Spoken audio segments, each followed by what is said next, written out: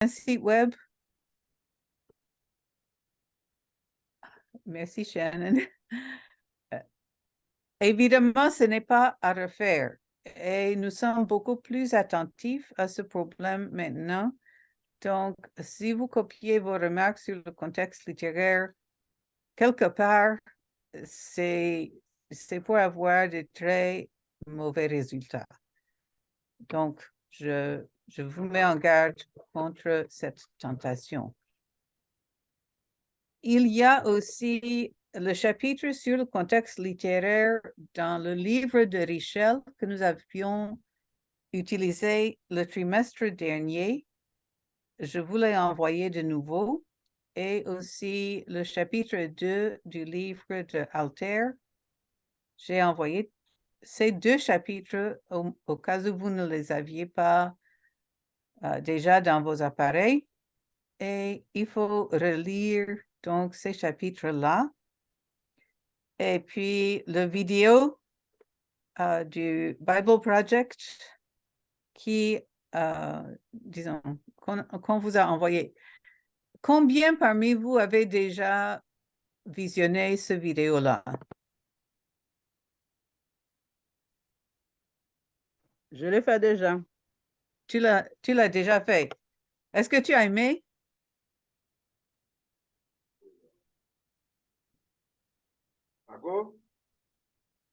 Oui. Comment tu as trouvé? Je...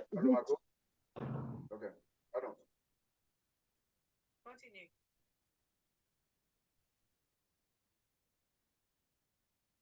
Je ne sais pas si son Internet est instable.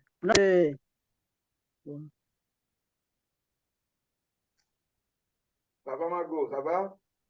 Oui, ça va. Sur la site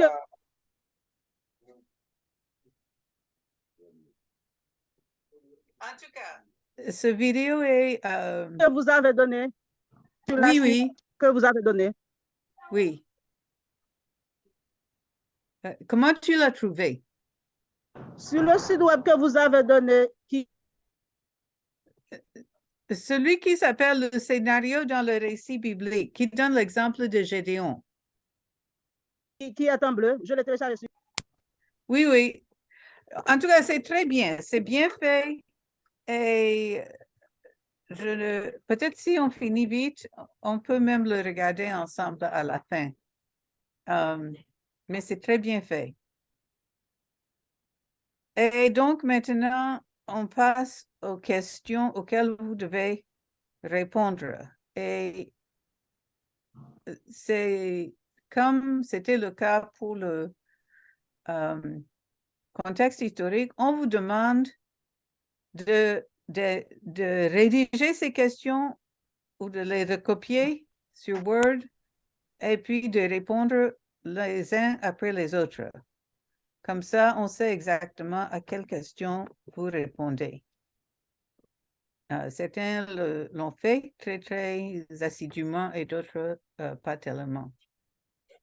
Donc, première question, quel est le contexte littéraire immédiat de votre passage? Donc, il s'agit qu'est-ce qui vient avant, qu'est-ce qui vient après. Ça, c'est pas très, très difficile. La deuxième partie de cette question, c'est les limites du passage et comment on les a déterminées. Maintenant, vos textes de focus, n'est-ce pas? Soit quand on vous a donné un texte un peu plus long et on vous a dit mettre l'accent sur les versets 15 à 17, les versets 19 à 20, ou soit qu'on vous a donné juste 2, 3, 4 versets. Mais ces 2, 3, 4 versets s'inscrivent à l'intérieur d'un récit, d'un incident, n'est-ce pas? Donc, cette question, c'est la question de délimiter l'incident ou bien le récit dont votre petit texte fait partie. Si nous prenions le cas de cet incident du serviteur d'Abraham. Oh, ça, c'est une Bible en anglais. Mais si on vous avait donné le texte de Abraham 24, versets 34 à 35, quelque chose comme ça, qu'est-ce que vous allez choisir comme les limites du passage? Est-ce que c'est juste les 2, 3 versets qu'on vous a indiqués?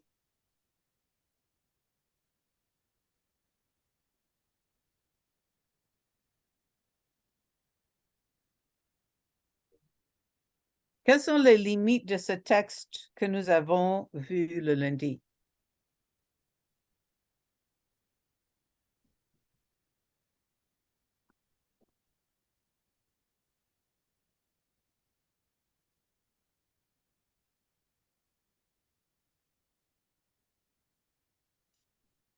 Est-ce que ça commence au puits où le serviteur s'est arrêté?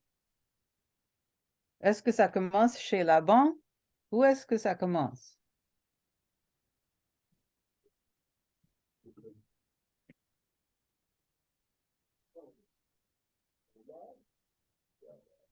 Ça commence chez Abraham. Pardon? Ça Dis commence encore? chez Ab- Il commence chez Abraham. Oui, ça commence chez Abraham. En effet. Voilà. Voilà, c'est seulement. Donc, pour ce cas-là, c'est un cas où je pense que les gens qui ont découpé la Bible en chapitres et versets ont assez bien fait. Et le début du chapitre 24, peut-être jusqu'à la fin du chapitre 24, ça constitue un récit comme tel. Mais ce n'est pas toujours le cas.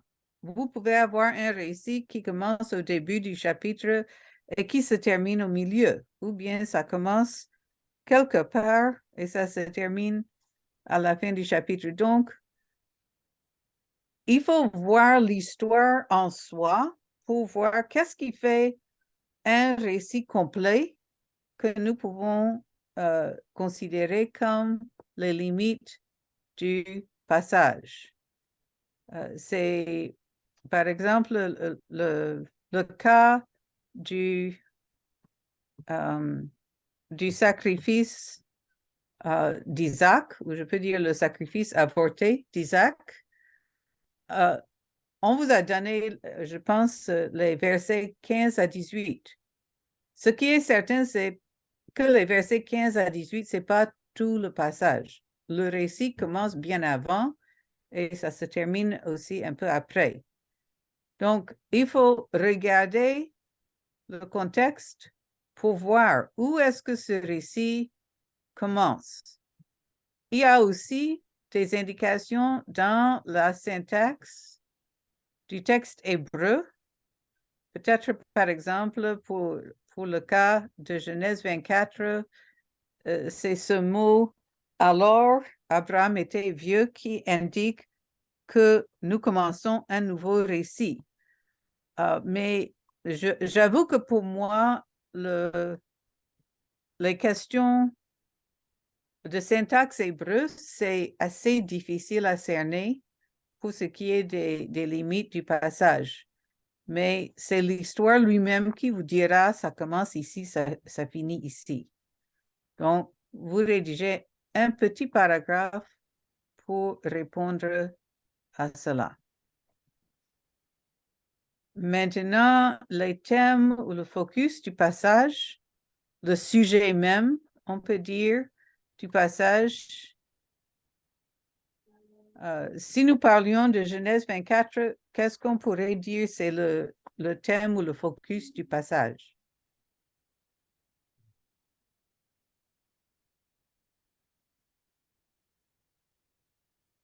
C'est l'histoire de quoi? Si votre enfant vous demandait, c'est à propos de quoi, papa? Qu'est-ce que vous allez lui dire?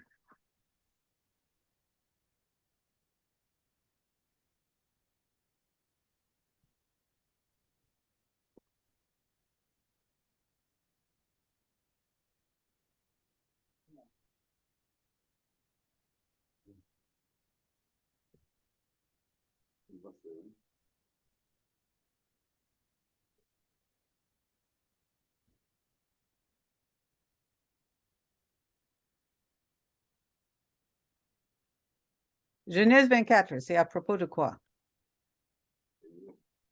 On l'a dit tantôt.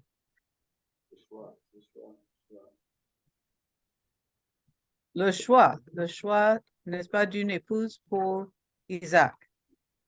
Ça, c'est le focus du passage. Vous pouvez élaborer brièvement 3 à 5 phrases de quoi il s'agit. Donc, c'est pas tout un résumé qui va en longueur, tous les détails, mais juste quelque chose de précis qui essaie de cerner le focus du passage. Mais maintenant, il y a une autre question qui est l'objectif ou bien le but du passage. Et ce but-là, vous pouvez le discerner à partir des autres passages qui le précèdent et qui le suivent pour faire avancer les thèses du livre. Par exemple, nous savons que la Genèse, c'est un livre qui est proposé par Moïse au peuple d'Israël sortant d'Égypte plutôt, et que cela va les aider à asseoir leur sens d'identité en tant que peuple de Dieu. Ça, c'est l'une des thèses principales de la Genèse. Et peut-être qu'est-ce qu'il y a dans ce passage qui répondent à ces préoccupations-là.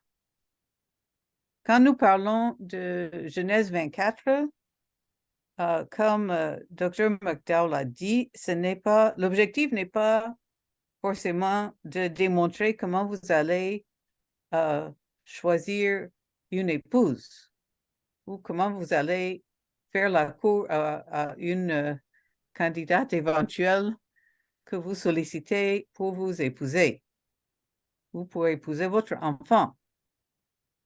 C'est autre chose qui est l'objectif de ce passage. Est-ce qu'il y a des idées sur ce qui peut être cet objectif-là? Et je pense que Dr. McDowell en a mentionné quelques-uns. C'est la fidélité de Dieu. D'accord. Donc, la fidélité de Dieu, c'est un élément très important, peut-être le plus important. Est-ce qu'il y a un autre thème du livre de la Genèse qui ressort de façon très évidente dans ce passage?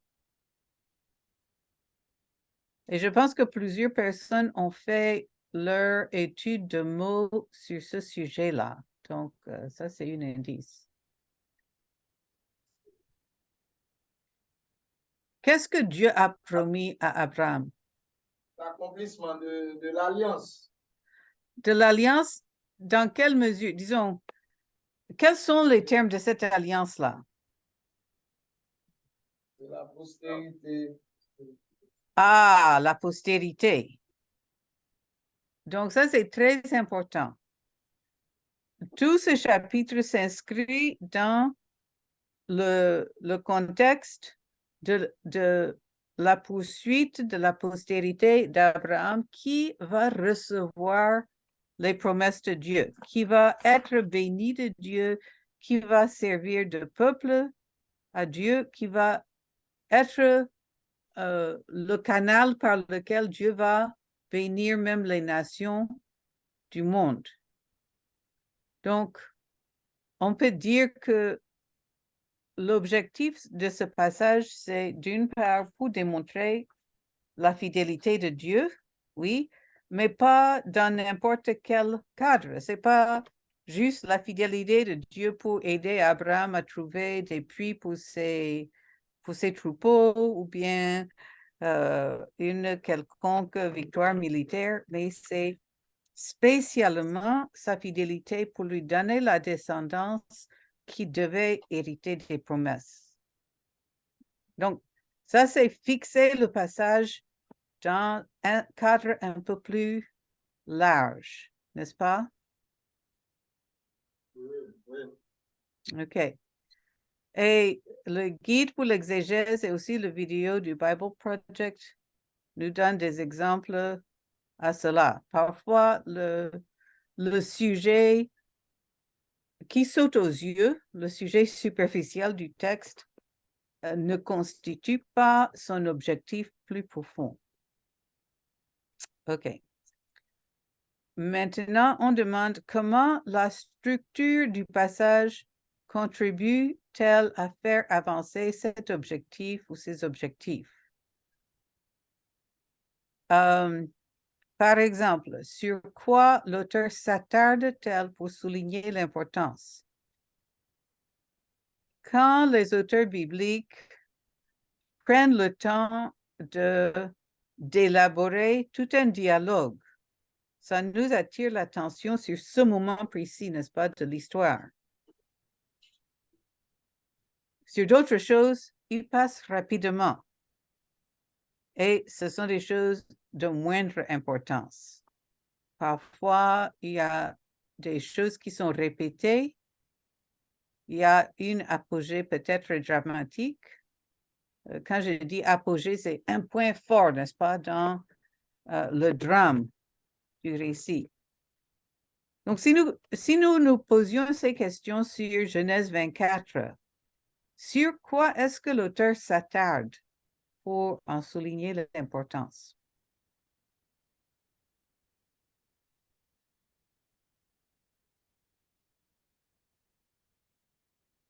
Sur quel point du récit est-ce que nous avons, par exemple, des dialogues élaborés qui nous font prendre notre temps?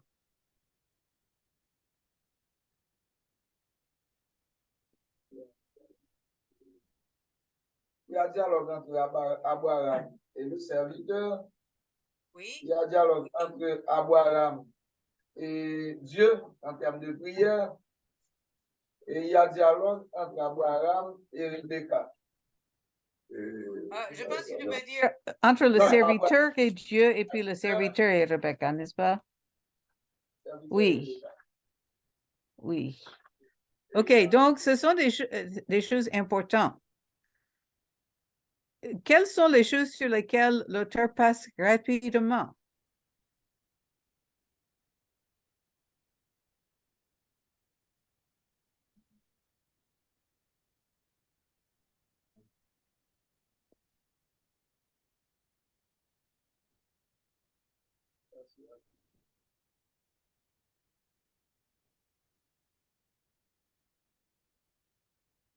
Au verset 10, on dit que le serviteur a pris 10 des chameaux de son maître. Il est parti en prenant toutes sortes de cadeaux précieux de son maître. Il s'est levé, il est parti en Mésopotamie jusqu'à la ville de Nahor. C'est un voyage de centaines de kilomètres, n'est-ce pas?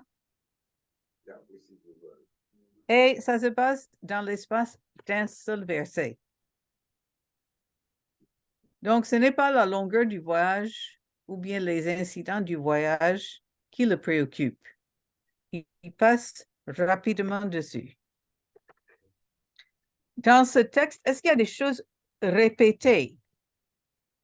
Soit des mots, des phrases ou même des récits qui sont répétés plus d'une fois.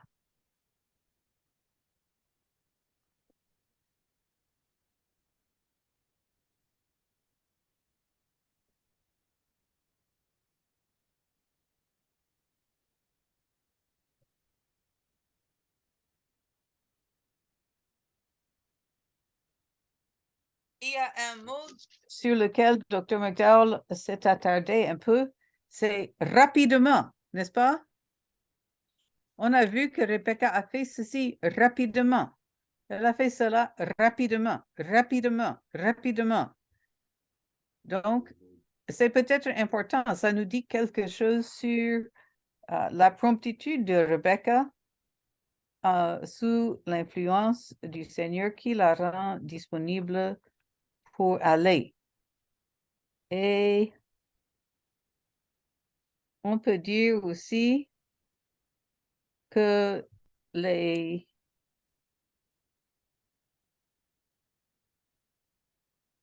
oui, le récit de ce qui s'est passé au puits, ils n'ont pas tout repris, mais il y a quand même un moment où Rebecca raconte à son frère que voici ce qui s'est passé au puits. Donc, encore, ça souligne la fidélité de Dieu. Et oui, et c'est le serviteur lui-même. Nous n'étions pas allés jusque-là, à faute du temps, mais le serviteur lui-même reprend à partir du verset 34 jusqu'à 44, il reprend toute l'histoire de son entretien avec Abraham jusqu'à sa rencontre avec Rebecca.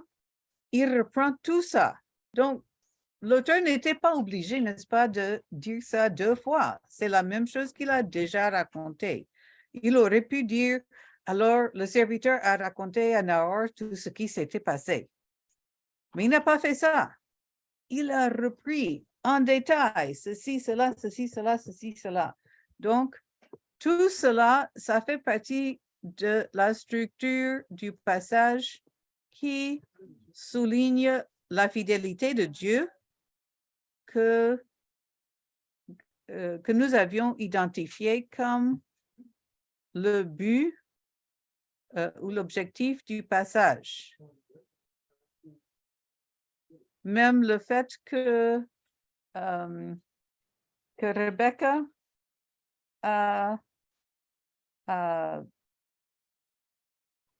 est descendue rapidement pour aller verser de l'eau au chameau, comme le serviteur l'avait proposé à Dieu. C'est comme une sorte d'apogée. Et puis encore une autre apogée dramatique au moment où elle dit « Je suis la fille de Nahor ». Donc, la fille plutôt de Bethuel, qu'elle a, disons, de Bethuel, le fils de Nahor. Donc, toutes ces choses-là sont... Il y a un accent qui est mis là-dessus dans la manière de raconter l'histoire. Est-ce qu'il y a des questions là-dessus, sur cette question de structure de passage?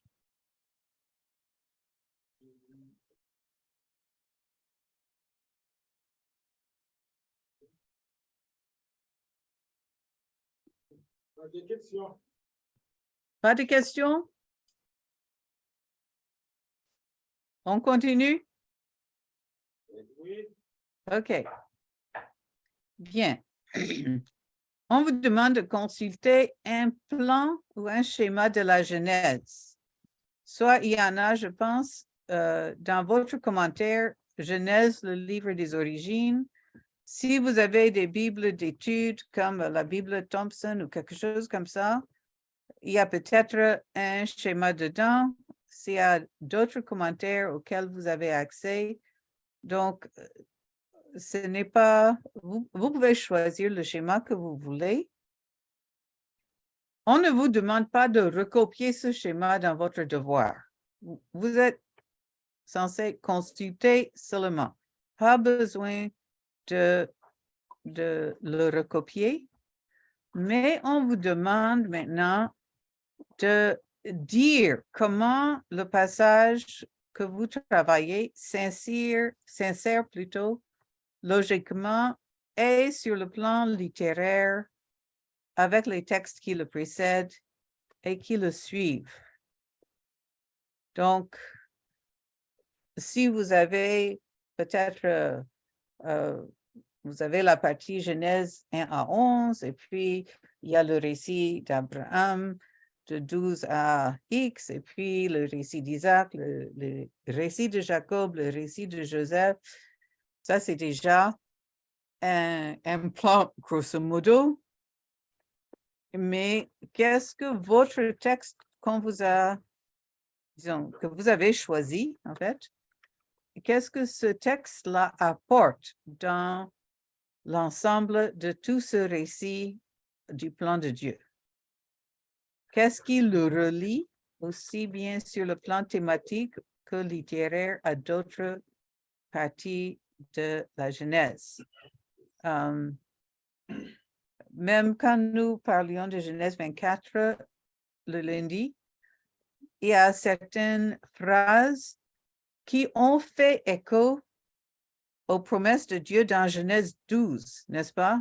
Les promesses que Dieu avait faites à Abraham dès le début. Donc, ces phrases qui sont reprises au travers de la Genèse, ce sont des indices sur cette unité littéraire et ce qui relie un texte quelconque à d'autres parties.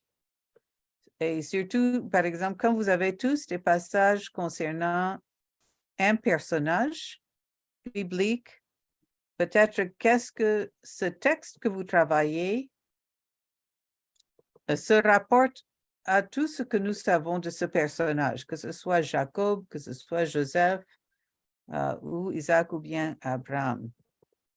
Donc, un paragraphe pour répondre à ces questions-là.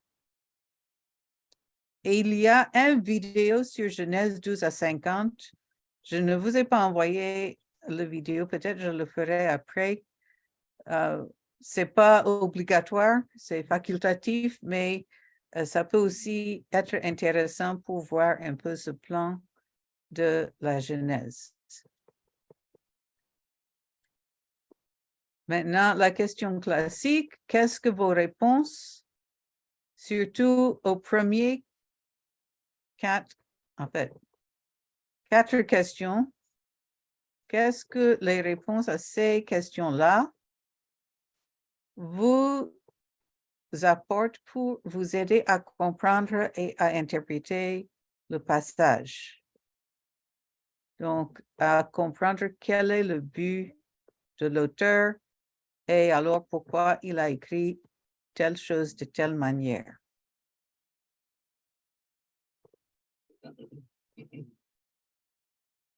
Et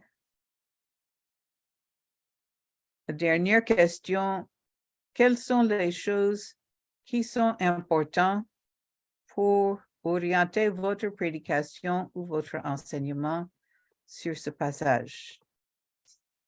Donc, si c'est Genèse 24, peut-être vous allez parler des aspects qui soulignent la fidélité de Dieu, n'est-ce pas? Le fait que Dieu ait répondu de façon si précise aux prières d'Abraham et puis aux prières du serviteur, c'est un élément, il y a sans doute d'autres. Mais les choses que vous allez apporter à votre auditoire en prêchant ou bien en enseignant ces textes.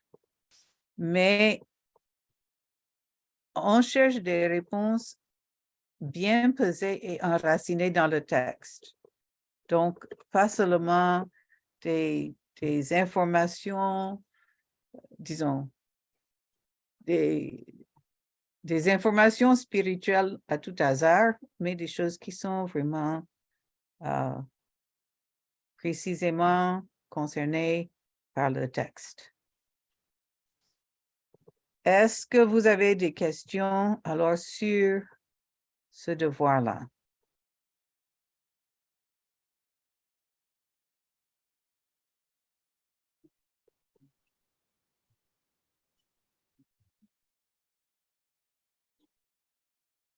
La question? Ça va après, pour l'instant, non? Ça va? OK. Ah oui. S'il n'y a pas de questions, je vais vous faire voir la vidéo du Bible Project s'il n'y a pas d'autres choses urgentes, parce que c'est assez amusant. amusant, mais aussi utile. OK? Donc, je vais faire venir la vidéo. Je ne l'ai pas fait à l'avance, donc ça, c'est ma faute.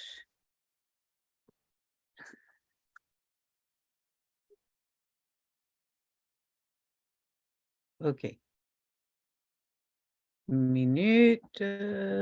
Faut que je fasse le partage d'écran.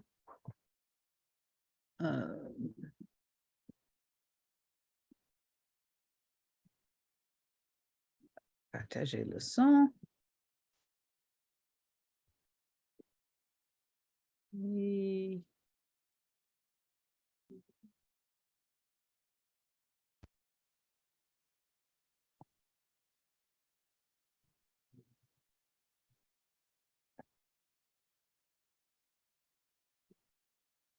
Toujours en apprenant à lire les différents genres littéraires présents dans la Bible, on va commencer par parler du récit biblique. Alors, la base de tout récit met en scène des personnages vivant dans un certain cadre et qui traversent une succession d'événements. C'est le choix et l'agencement de ces événements par un auteur qu'on appelle le scénario. Tout scénario commence avec un personnage vivant dans un certain cadre, jusqu'à ce qu'intervienne une nouvelle donne ou un fait inattendu, causant des problèmes qui finissent par mener à un défi de taille. Une fois résolu, le personnage en ressort transformé et adopte un nouveau mode de vie. En lisant les récits, il est important de comprendre chaque scène dans le contexte du scénario d'ensemble. On peut donc donner à une histoire un tout autre sens si elle est interprétée hors du contexte prévu dans le scénario. Et ça arrive constamment avec les gens qui lisent la Bible. Vraiment? Oui, par exemple, prenons l'histoire de Gédéon. Il y a cette scène très connue où Gédéon essaie de s'assurer que Dieu l'aidera à remporter une bataille, alors il demande un signe à Dieu. Oui, Gédéon pose une toison de laine sur le sol et demande que la rosée du matin humidifie seulement la toison, en laissant le sol tout autour totalement sec. Et Dieu l'exauce. Et maintenant, si on analyse seulement la scène, quel défi peut-on identifier? Comment Gédéon peut-il être certain de réussir? Et la résolution? Mettre Dieu à l'épreuve en lui demandant un signe pour savoir. Oui, c'est exactement de cette manière que la plupart des gens lisent cette partie et passent à côté de l'histoire, parce qu'ils ne tiennent pas compte du scénario dans son ensemble. Ah oui. Et oui, reprenons donc depuis le début pour remettre l'histoire dans son contexte. Au début de l'histoire, Gédéon et les Israélites vivent dans la peur, car ils sont oppressés par un peuple envahisseur, les Madianites. Je vois. Ensuite arrive le moment où il passe à l'action. Dieu donne à Gédéon la mission de vaincre les Madianites pour sauver Israël. Ah oui, ça promet de donner une bonne histoire tout ça. Mais ensuite, Gédéon n'arrête pas d'hésiter. Il demande à Dieu de faire un tour de passe-passe à travers un signe pour que je sache que c'est vraiment toi qui me parles. Et Dieu s'abaisse à son niveau. Il lui envoie un signe en allumant ce feu sur un autel. Donc Gédéon avait déjà demandé un premier signe. Et ce n'est pas tout. Dans la scène suivante, Dieu dit à Gédéon de détruire un autel bâti à une idole, mais Gédéon a tellement peur qu'il le fait de nuit. Donc Gédéon est méfiant et aussi un peu lâche sur les bords. On en arrive ensuite au moment où Gédéon s'apprête à affronter les Madianites, alors que son hésitation ne l'a pas quitté. Il demande donc un autre signe, la toison. Il dit « Je veux savoir si tu sauveras Israël par ma main. » Et Dieu lui envoie le signe en question. Mais il continue de douter et demande encore un signe qui est simplement une variante du signe précédent. Donc, Gédéon en fait un peu trop avec ses signes. Absolument. En regardant l'histoire dans son ensemble, il est clair que le défi du scénario n'est pas de savoir si Gédéon arrivera à discerner la mystérieuse volonté de Dieu. Le véritable défi est de savoir si ce gars arrivera à se ressaisir pour commencer à avoir foi en Dieu. Eh bien, dans ce cas, quelle est la résolution? Il faut continuer à lire pour le découvrir. Gédéon rassemble une armée forte de 30 000 soldats pour combattre les Madianites. Et Dieu lui dit « Pas question, il y a beaucoup trop d'hommes. » Il réduit l'armée à 300 hommes. Pourquoi un tel choix? Eh bien, Gédéon n'a pas cessé de mettre Dieu à l'épreuve, alors Dieu lui renvoie l'ascenseur. Il dit à Gédéon d'armer ses 300 soldats de trompettes et de torches pour ensuite encercler les Madianites de nuit, tout en faisant un énorme vacarme depuis les collines. Ça semble ridicule, mais Gédéon le fait quand même. Tout le bruit qu'ils font terrorise les Madianites qui, pris de frénésie, s'entretuent dans l'obscurité pendant que Gédéon les observe tranquillement depuis les collines. Donc cette histoire ne donne pas au lecteur des astuces pour discerner la volonté de Dieu. Non, elle parle de l'engagement de Dieu à utiliser des hommes faibles et imparfaits pour accomplir des choses qu'il n'aurait jamais imaginées. Je vois. Donc, les scènes courtes comme celle de Gédéon avec la toison sont combinées à d'autres scènes pour composer le scénario d'ensemble. Et le fait d'identifier le défi et sa résolution dans le scénario nous aide à comprendre le message que l'auteur cherche à faire passer.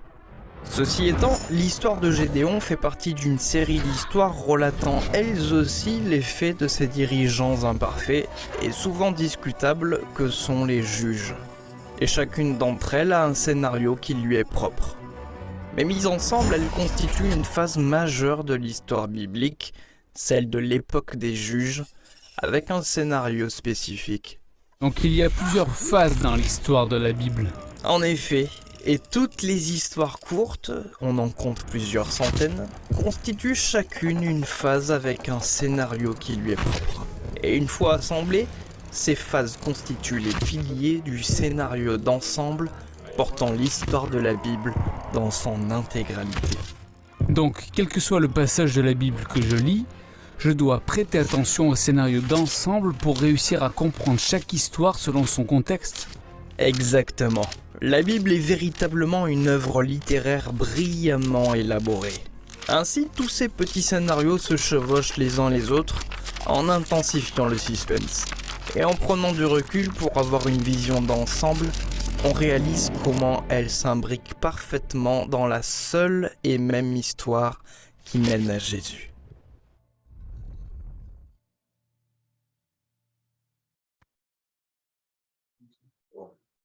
Bien.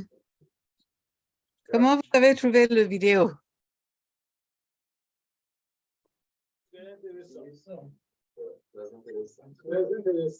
Oui, et ça, c'est encore un exemple de ce que nous entendons par le contexte littéraire. Bon, je ne vous demande pas de situer ça. Oh, une minute.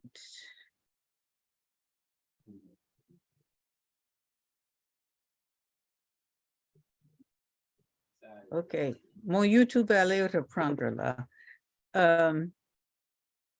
Oui, donc c'est encore un exemple de la prise d'un incident dans la Bible dans le cadre d'une plus longue histoire d'un personnage quelconque. Donc, pour eux, c'est Gédéon, mais pour vous, c'est peut-être Abraham, Isaac, Jacob ou Joseph. Donc, vous allez chercher à voir comment cet incident contribue à l'histoire de tout le personnage et puis à l'histoire de tout le livre de la Genèse. Pour ce qui est du grand scénario qui va jusqu'à Jésus, ça c'est pour le prochain devoir sur le contexte biblique et théologique. Donc, on ne vous demande pas de parler, par exemple, du sacrifice de Jésus ou quelque chose comme ça. Pour l'instant, on reste dans le cadre de la Genèse. Mais comment cette histoire que j'ai étudiée se situe par rapport à tous les thèmes et les objectifs du livre de la Genèse que nous sommes en train de découvrir. Bien. Est-ce qu'il y a des dernières questions avant qu'on termine avec la prière? Dernière question? Dernière chance? Une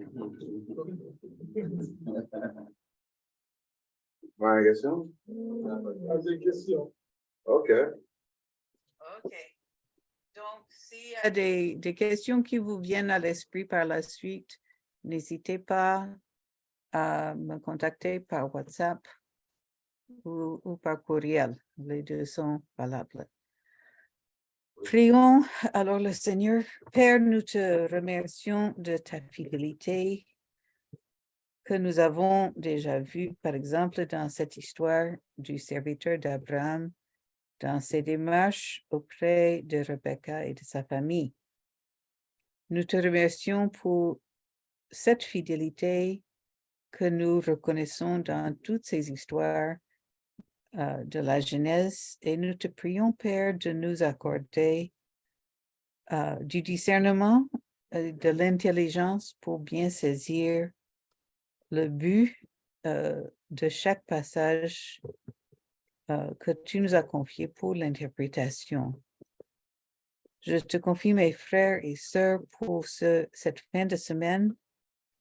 Je te prie spécialement, Seigneur, de pourvoir à leurs besoins, de les protéger par les moments difficiles et insécures, de pourvoir aux besoins de leur famille et de leurs frères et sœurs dans leurs églises. Seigneur, que tu te montres fidèle dans ce cadre si difficile qui se présente en Haïti en ce moment, et que tu conduises vers le pays, vers des solutions durables, des solutions réelles, des solutions qui reflètent ta bonté envers les êtres humains.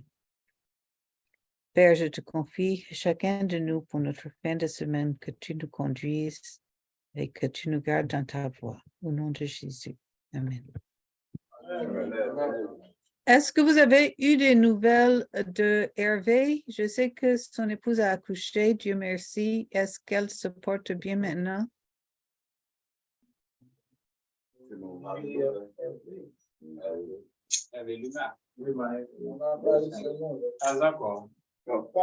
Pas encore. OK. En tout cas, j'étais très soulagée d'apprendre que l'accouchement avait eu lieu et c'était assez bien passé. Donc, on peut continuer à prier pour lui et pour son épouse et pour leur bébé. Bien. Au revoir, les amis, et merci beaucoup. Bon courage. Merci à vous aussi. Merci. Merci à vous. Au revoir tout le monde. Au revoir, Margot. Ok, Margot. Ok, Margot. On a dit d'accord. Webson. D'accord.